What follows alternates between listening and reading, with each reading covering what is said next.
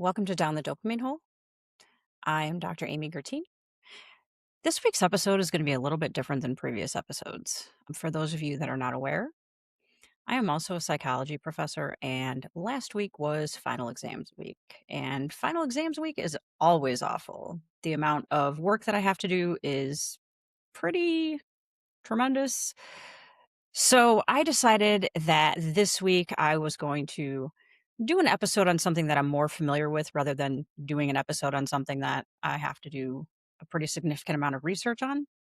I decided that I was going to do an episode on the weird symptoms of ADHD because there are a lot. And it's interesting to me when I talk to people with ADHD about the weird symptoms of ADHD, how many people are very shocked at first the number of things that they actually have or do, and that these things actually have to do with ADHD. So I figured that we would talk about this week. However, there are so many symptoms that if I were to do them all in one podcast, it would be an incredibly long episode. And I really am trying to do what I can to make these episodes a little bit shorter. What we're going to do is we're going to do this in two parts. I'm going to do part of it today, and then I'm going to do part of it next week. Before we get into the weird symptoms of ADHD, there's a couple things that I want to talk about first. I'm not going to talk about the diagnostic criteria of ADHD, although I will put a link below with the diagnostic criteria. But there are a couple of things that I do want to talk about in regards to ADHD. ADHD is a result in part of a lack of dopamine. Dopamine is a neurotransmitter in the brain that deals with rewards. It's our pleasure chemical. It makes us feel good. When you drink, when you do drugs, when you laugh, when you orgasm, that's all dopamine. It is involved in addiction. ADHD brains tend to be very understimulated, and that tends to lead to this constant stimulation seeking, dopamine seeking behavior. It's what leads to the impulsivity, the hyperactivity behavior that we tend to see with people with ADHD. They are all attempts at increasing stimulation. Even those who just have more of the inattentive symptoms rather than the impulsive hyperactive symptoms also tend to be pretty stimulation seeking, but the stimulation seeking just tends to be more internal than external. A lot of you may have heard the term neurodivergent. Neurodivergent is a non-medical term that describes people whose brains work differently. Traditionally, neurodivergence included people who are autistic, people who are ADHD, and people with learning disabilities. But there has been some evidence recently that neurodiversity may exist in people with mood and anxiety disorders as well. Neurodivergence tends to be seen as this negative thing due to a lot of the difficulties that are experienced by people who are neurodivergent trying to function in a neurotypical world. However, we now understand that neurodivergence basically just describes a lot of the neurocognitive variances that exist in humanity. And neurodivergent people tend to have a lot of advantages that neurotypical people may not have. For example, neurodivergent people tend to be able to put ideas together very quickly in ways that neurotypical people can't, which can lead to really creative problem solving. We also tend to be really good at pattern recognition. Even if you aren't quite aware of what your pattern recognition is yet. For example, my pattern recognition has to do with people. I am able to take people's behaviors or people's thoughts and be able to find the patterns in what they do or why they think the way that they think, which is probably why I'm a good therapist. My daughter made the comment that she doesn't have a pattern recognition strength, and I kind of had to laugh because I said, "Yeah, you do." And she said, "Well, what is it?" And I said, "Your ability to recognize patterns in traffic is amazing." She's 22 years old. She was not diagnosed until she was 19. And we know through research that the number of car accidents, first of all, that teenagers get into, but that teenagers with ADHD get into is pretty astronomical. And then that teenagers with undiagnosed ADHD get into are very high. She's never been in a car accident. And a lot of that has to do with her ability to recognize traffic patterns. I can be in the car with her while she's driving and she can change lanes. And I'll say, "Why did you just change lanes?" And she said, "Because this lane's going to slow down." I can look and there's no brake lights, no anything. And then 2 seconds later, that lane slows down. It's this amazing ability she has to know where all of the cars around her are and what the cars are doing. It's a pattern recognition. However, people with neurodivergence tend to have executive functioning issues, which can make things a lot more difficult. Executive functioning basically has three main components: working memory, which is short term memory, inhibitory control, which is the ability to control our thoughts, our behaviors, our emotions, and our attention despite outside influences, and cognitive flexibility, which is the ability to change how we think about something or change or adjust to the changing demands that just happen day to day. Think of executive functioning as everything that is necessary to make a plan and then stay on task long enough to be able to actually achieve that plan. People that have issues with executive functioning tend to have problems with things like processing speed. It may take people with executive functioning issues longer to process information. Planning, because multi-step plans tend to be very difficult. Prioritizing, small things tend to carry the same weight as larger things. Organizational skills, self-monitoring. So not being able to monitor the progress that we're actually making toward plans or be able to change our behavior in order to bring ourselves back on track.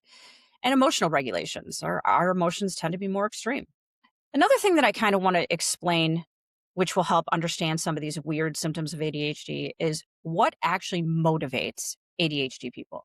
There are only four things that motivate us, and it's not the same thing that motivates non-ADHD people. Non-ADHD people or neurotypical people tend to be motivated by priority. If it's a priority, you tend to do that thing first. That is not how it works with ADHD people. There are four things we're motivated by. The first is interest. The biggest thing that motivates us is interest. So we are going to do the interesting thing first. The second thing that motivates us is novelty. If something is new, it tends to be more stimulating. So we're going to do those things, which also is the reason why we get bored very easily, because things don't stay new for very long.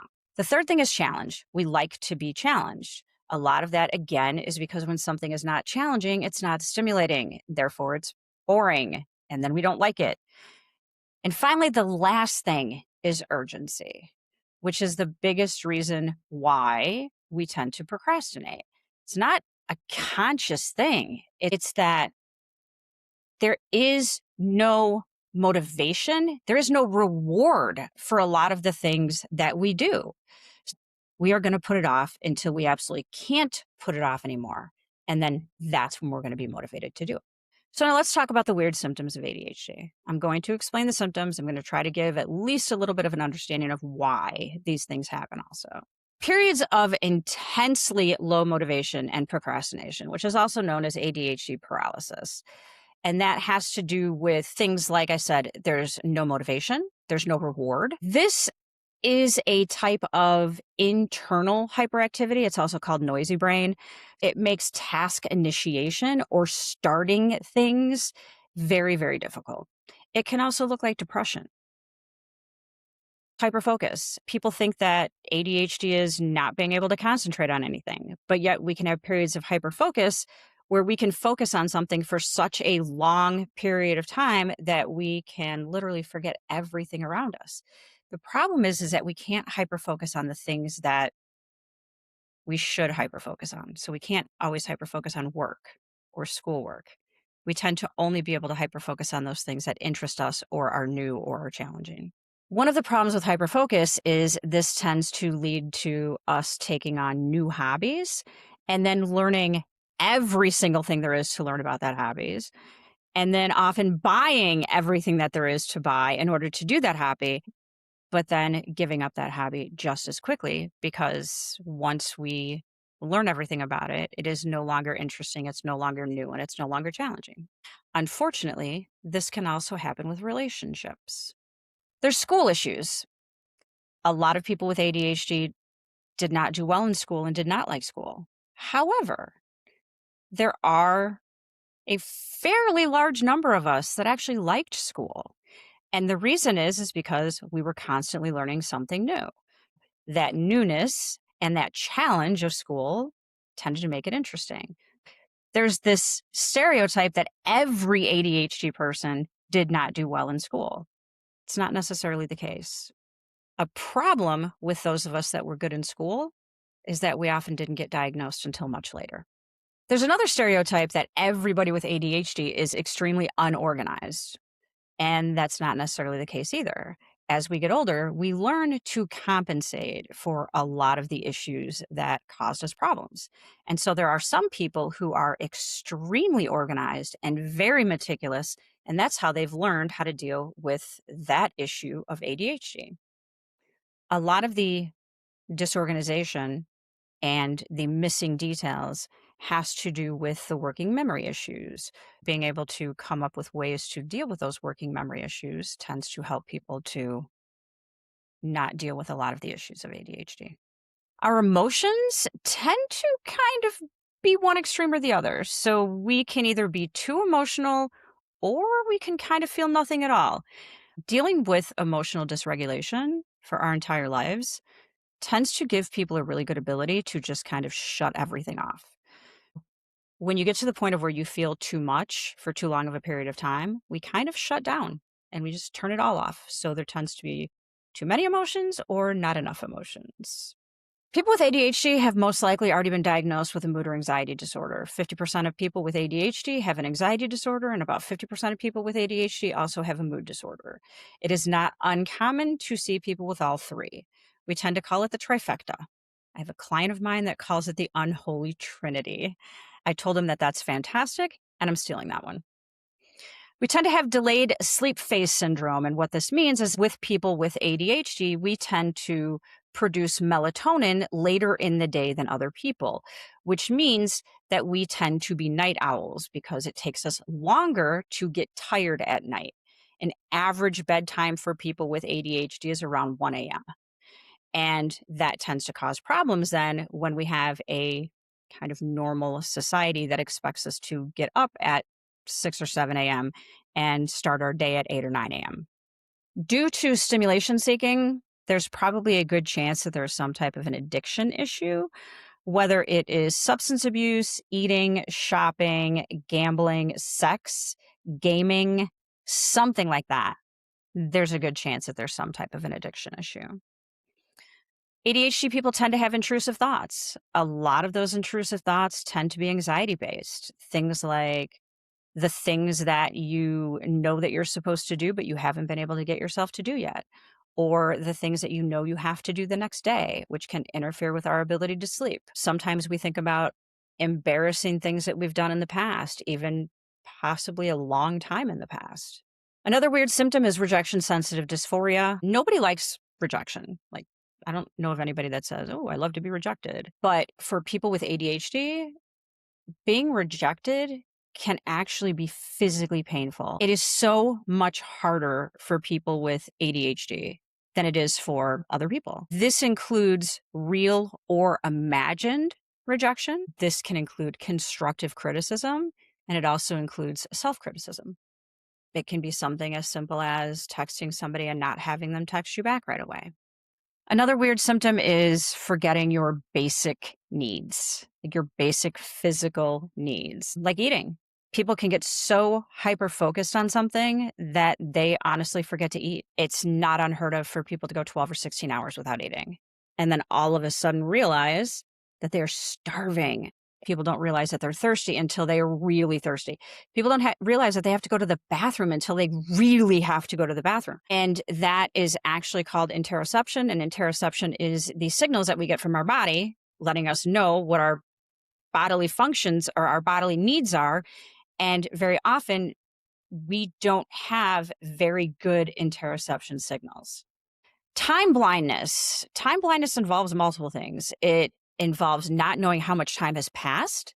We might think that we've been doing something for an hour when in reality we've been doing something for 3 hours. It also involves underestimating how long it will take to do something. So we think, oh, this is only going to take me 10 minutes and it's actually going to take us an hour. This also accounts for why we are often late. The way that we think in terms of time is we tend to think in the now or not now. And that's pretty much about it. If something is not happening in the now, it's just not now. And it can be really difficult for us to think about time in the same way that other people think about time. An example of this would be ADHD people not really thinking about future plans in the same way that other people do. And that kind of may freak out people around us, like our significant other or our parents, or where they're worried more about our future than we are, where we are just, the future is not now, so we don't think about it.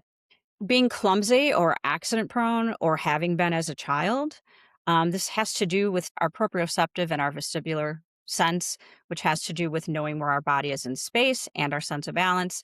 These things don't always work really well with people with ADHD. It's a sensory issue. It also can lead us to bumping into things a lot and not realizing it, and then realizing that we have a bunch of bruises that we don't know where they came from.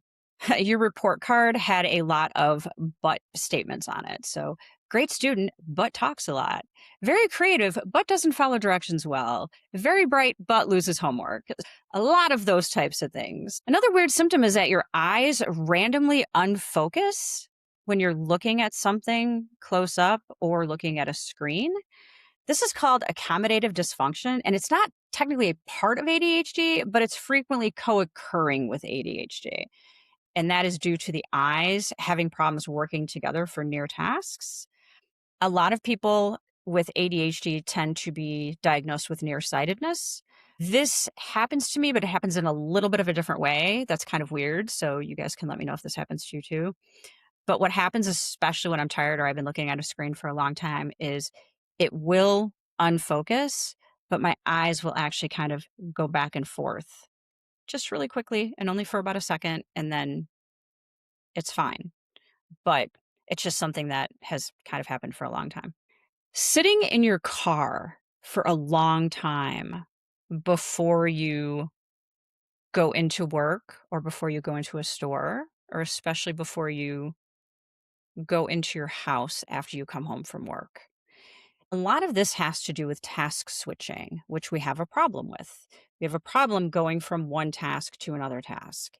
And by sitting in our car for a while before we do something, it allows us to kind of get into that mindset of switching from home to work or from work to home, which is kind of a big change if you think about it for our brain. So it allows us to decompress from one task in order to move into another task. Another weird symptom of ADHD is not taking a shower until later in the day if you don't have anything to do until later in the day. We tend to not take a shower until right before we have to do something or right before we have to go somewhere.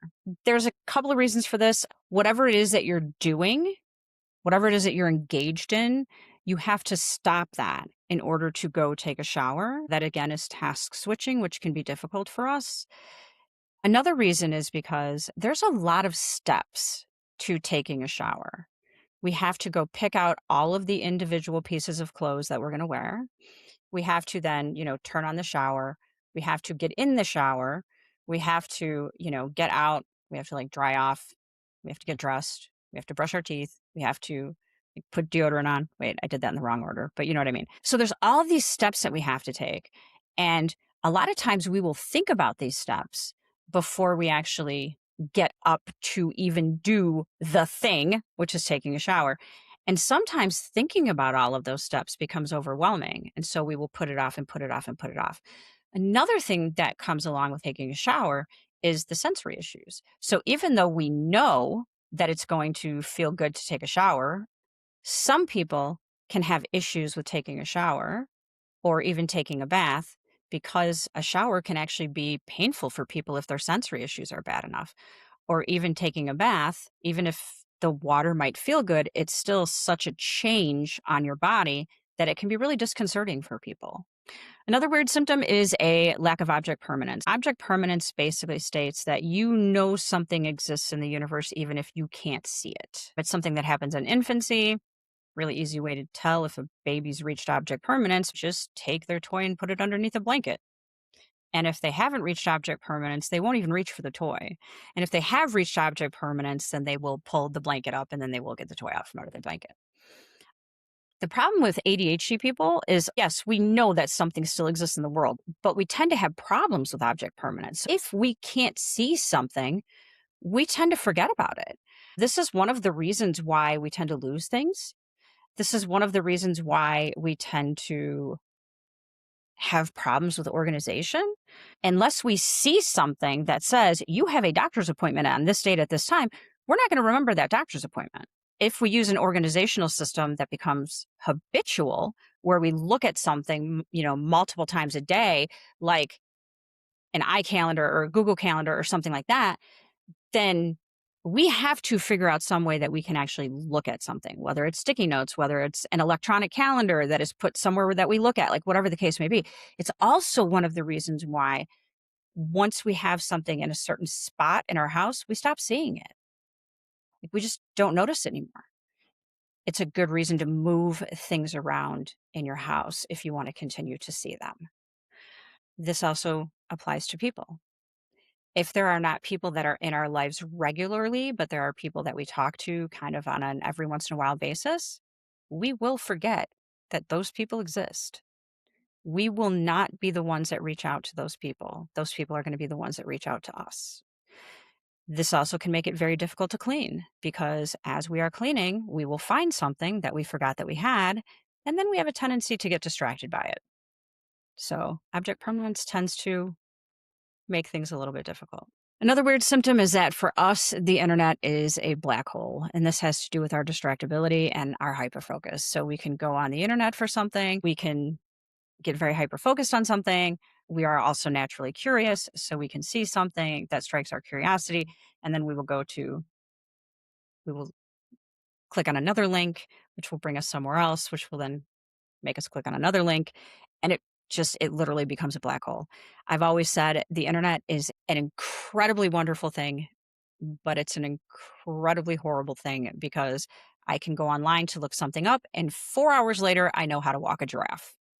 That's pretty much the case. We tend to change our major goals and our plans very often. And one of the reasons is because we make these goals when we're really excited about them because it's a new thought, it's a new idea, it's interesting. But then once we sit with these plans or these goals for a while, they are no longer new, which makes them no longer interesting. And we become bored and we give them up. And so we move on. Canceled plans tend to excite us. We made the plans for multiple reasons. Part of it is people pleasing. Part of it is we were in a different mindset. Part of it is that we assume that our future self is going to be a lot more motivated than our present self. Our future self is never more motivated than our present self. Another one is that our stories have side stories, which also have side stories. Listening to us tell stories is probably really frustrating for some people or really interesting, depending on how you think about it. We also tend to write with a lot of parentheses or hyphens because when we write, we have additional thoughts to the thoughts that we're writing. The last one that we're going to talk about today is that you have tried so many planners and notebooks and you have gotten rid of all of them because they don't work. Things that work for neurotypical people are not going to work for you. Chances are, if you're old enough, or if you've been diagnosed with ADHD for a long enough period of time, you have probably developed a system that works for you. It might be a weird system. It probably is going to be a weird system. And I'm going to pretty much guarantee that whatever system that you have found that works for you is probably not going to work for anyone else in the entire world but you, because that's how ADHD works. That is all I have for today. I really hope that what we talked about today, for those of you that are ADHD, or for those of you that know people that are ADHD, I hoped that you found it valuable. Maybe it explained some of the things that you do or some of the things that the people that you know do. Maybe it helped you understand yourself a little bit better or understand your friends or your family or your loved ones a little bit better. All of the research for what I have, I am going to put below. I will say, though, that not all of it is found in the research. A lot of this is just things that I have experienced or talked to clients about or pulled from places like forums and social media and things like that. But I will put the research that I have below. I will do a part two, which will come out next week. If you liked what you saw or you listened to, or if you have somebody that you feel like would benefit from this, please share. I would appreciate it. Feel free to like or comment. If there's something that you do that's a weird symptom, I would love to hear it. I may already plan to address it next week, but if not, I will 100% add it to the list that I have. I will reply to comments, every single one. I hope you learned something new. I hope you enjoyed your time with me. Be safe, take care of yourself, be happy. But most importantly, stay weird.